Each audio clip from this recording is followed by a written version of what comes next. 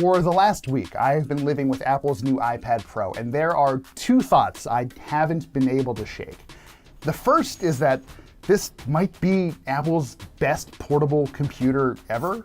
I mean, think about it. This iPad uses the exact same M1 chipset that you'll find in the MacBook Air, the MacBook Pro, and even the new iMac. That's kind of ridiculous, especially when you consider that this iPad also has a screen that puts Apple's laptops to shame and nice little add-ons like full 5G support. Tim Cook once said the iPad was the company's vision of the future of computing, and it's finally starting to feel like that's coming to fruition. Which leads me to my second unshakable thought. Because this thing is as powerful as it's begging for more robust software. The new iPad Pro really does feel like the beginning of something big for Apple, but at this moment, right now, it's, for better or worse, just an incredibly powerful tablet.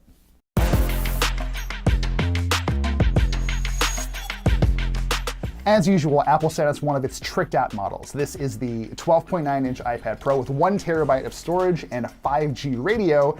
That will set you back a cool $2,000 before you factor in accessories like the Apple Pencil and the Magic Keyboard.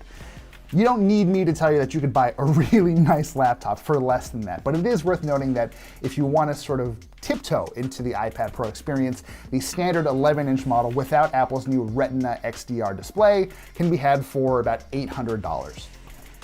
This year's iPad Pro looks pretty much identical to the models Apple released in 2018 and 2020. The clearest real physical distinction between this Pro and the ones that came before it is its size, how it feels. The new model is a little thicker and heavier, which honestly makes it quite a bit less comfortable to hold on to for long periods of time. I can no longer hold this thing in one hand comfortably anymore. In fact, if you strap this thing into one of Apple's Magic Keyboards, it actually weighs more than the comparable MacBook Pro. Not by a ton, mind you, but enough to make me really think about what one computing device I would want to carry with me every day. On the whole, though, that extra weight seems worth it because of all of the stuff that Apple squeezed into this package. For one, Apple swapped out a traditional front-facing camera for an ultra-wide sensor that is made for some of the best-looking and also weirdest FaceTime calls I've ever been on. That's all thanks to a new feature called Center Stage, which does its best to use machine learning and that wide field of view to keep your face close to the center of the screen, even if you're sort of bopping around. Honestly, the feature does do a great job of panning and zooming to make sure other people can always see you clearly, even if you're trying to trick it by coming in from weird angles or walking away a few feet. Still, it does have its quirks. When you launch FaceTime, for instance, the camera slowly pushes in on your face, like it's filming some sort of slow motion reaction GIF. At least one person I've called with the iPad Pro has said Center Stage makes me look kind of shifty, kind of guilty, but maybe that's a me problem. I don't feel like I'm either of those things, but Center Stage just kind of brings it out. Of course, if you're thinking about buying one of these things, it probably wasn't because you wanted your FaceTime calls to look better. That's just a nice bonus. There are really two things that make this huge iPad special, so let's start with the screen. This iPad Pro uses Apple's new Liquid Retina XDR display, and if you're not a fan of marketing jargon, which who could blame you, that just means this is an LCD screen with Apple's new mini LED backlighting system. Apple claims that this screen was a real pain in the ass to develop, frankly. They needed precision machinery to correctly place more than 10,000 super small LEDs on that backplane. They had to re-engineer optical films to get everything to fit and to look good. And the work paid off. It does look good. It looks great, honestly, but it does look better in certain circumstances. I wasn't really expecting a big difference in screen quality, and I was right at least some of the time. When you're writing in Google Docs or browsing in Safari or whatever, the screen's max brightness is 600 nits, and it refreshes at 120 Hertz, just like the last iPad Pro. But when you're watching movies or videos, the maximum full screen brightness shoots up to 1000 nits, and especially bright elements in HDR content like explosions or flashy visual effects, those can hit 1600 nits. In other words, Apple's backlighting system means stuff that's supposed to be dark looks appropriately dark, and bright bits are even brighter. The difference isn't just noticeable, it's visceral. It looks way better when you're watching a movie on this iPad, but let's just get one thing clear. The screens Apple has used in its older versions of the iPad Pro and in devices like the iPad Air, they're already pretty good. And the palpable difference I'm talking about is only really apparent if you're comparing this iPad Pro directly to something else. And I mean side by side. And really, it's all situational. If you're going to spend most of your time reading articles or doing crosswords, which I have definitely done, you probably won't see any difference at all. But if you're the kind of creative professional that Apple clearly likes to target, then hey, enjoy editing your 4K HDR footage or whatever. It will look fantastic while you're working on it and after you hit the export button. Which brings me to the other thing that makes this iPad Pro so unusual, its chipset. Like I mentioned earlier, it uses the exact same M1 you'll find in most of Apple's new computers with either 8 or 16 gigs of RAM. And a quick sidebar, the reason I know our review unit has 16 gigs of RAM is because Apple just said so. And if you've been following the company for a while, you'll probably know just how weird that is. I cannot begin to tell you how many times I've asked Apple to confirm how much RAM is in whatever iPhone or iPad I'm reviewing, and they always just smile and shake their heads and say, no, we don't talk about that kind of thing. The fact that they are now is a pretty clear sign that Apple is beyond business as usual. Now, because Apple is using the same silicon across different kinds of devices, I'm not coming into this review as blind as I usually do. We've already tested the M1 in 2 MacBooks, and we were already impressed by how well Apple Silicon stacks up to rival processors from companies like Intel. Just about every positive thing our PC reviewer Devendra Hardawar has said in his reviews applies here too. The M1 is remarkably fast, and it's handled everything I've thrown at it without so much as a hiccup. Games like Genshin Impact and the hyper-realistic Grid Autosport run beautifully. Piecing together long, meandering 4K videos is a breeze. Even manipulating individual layers and elements in a 4 GB Photoshop file was surprisingly painless, which is made more surprising by the fact that making that file in the first place slowed my entry-level M1 MacBook Pro to a crawl. It was bad. These images were enormous. Clearly, there's a lot of power here. In fact, if you were thinking of just buying one of these things to use it as a tablet, that would frankly be a huge waste. I mean, seriously, that is what the iPad Air is for.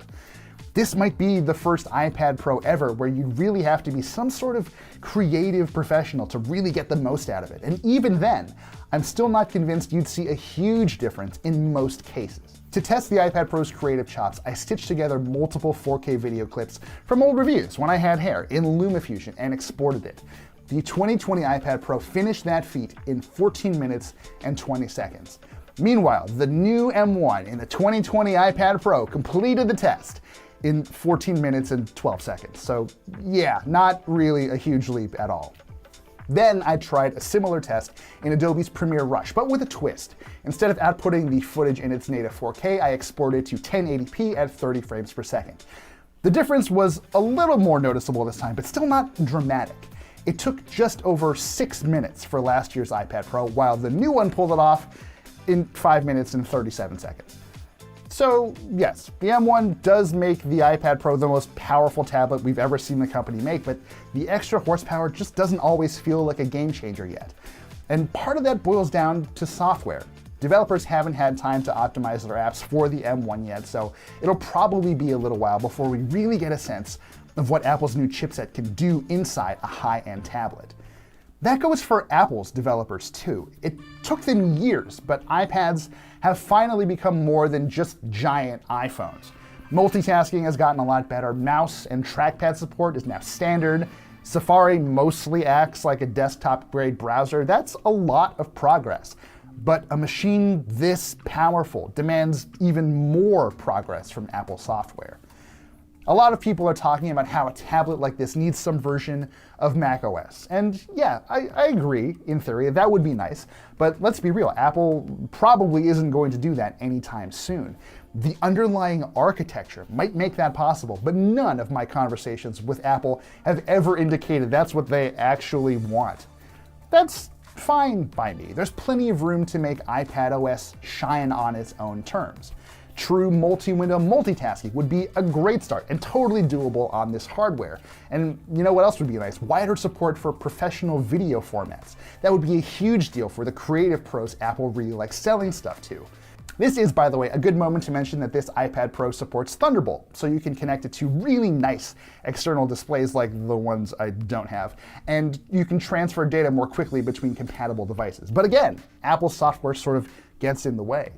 I would love to extend my iPad's display to a second monitor and do more stuff, but right now it just mirrors what's already happening on the iPad. And faster data transfers are great. No one will ever complain about those, but working with the iPad's extremely limited Files app, that sort of file system built within it, it's just kind of a pain. If you're watching this video close to when we publish it, Apple's Worldwide Developer Conference is still a few weeks away, and it's entirely possible that the company will show off new software to take better advantage of the iPad Pro's muscle. For now, we're just gonna have to wait and see. There is one more thing we need to talk about though, and that is battery life. As usual, Apple says you can expect 10 hours of use from a single charge, and I did get that. I did see that a few times. That said, I did also see the battery just tank occasionally. This past weekend, for example, I spent a fairly leisurely afternoon reading articles in Safari, watching about an hour's worth of YouTube videos, poking through some old photos, and doing my taxes.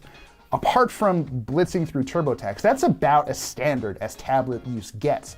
But it was somehow enough to drain the iPad Pro's battery to 10% in less than 5 hours. Granted, I did have the screen brightness set to between 50 and 100% brightness for most of that time, and I did restore from a backup about a week earlier, but that's not unheard of, so just be on the lookout for that. So, with all of that said, should you buy this iPad? Well, look, do what makes you happy. There is no question that this is the best, most impressive iPad Apple has ever built, and that there's more than enough horsepower to future-proof this thing for at least a few generations. It's a relatively safe investment in that way. If you want a front-row seat to the future of the iPad experience, or if you just don't mind shelling out buku bucks for nice things, go for it. There is a lot to like here. And if that's not you, don't sweat it. The iPad Air is still the best iPad for most people. No matter where your tastes lie though, please do me a personal favor. Wait until Apple shows off everything it plans to at WWDC, and then make your decision.